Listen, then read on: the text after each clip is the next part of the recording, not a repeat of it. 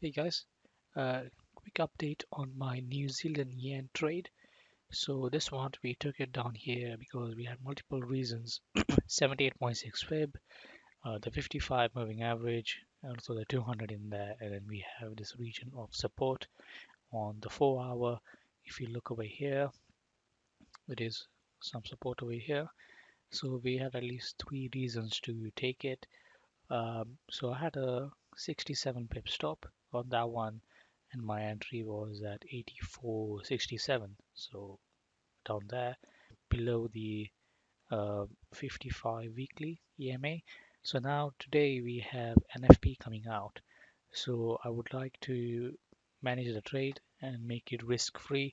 So what I'm going to do is I'm going to put my stop to break even just about here below the 78.6 wave, and in that way I am protecting my trade in case it reverses.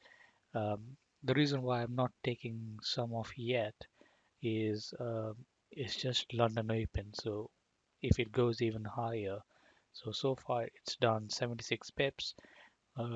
Could do a bit more. Maybe I'll take some off over here near the 50%. As you can see, there is some kind of resistance going on there. Um, so I'll probably take off some there. So that would be around 130 pips instead of just 67. So I'll wait till it probably gets anywhere around here to take some off, and then I'll leave the rest to run. So yeah, nice profit for the week, and I'll catch you guys later.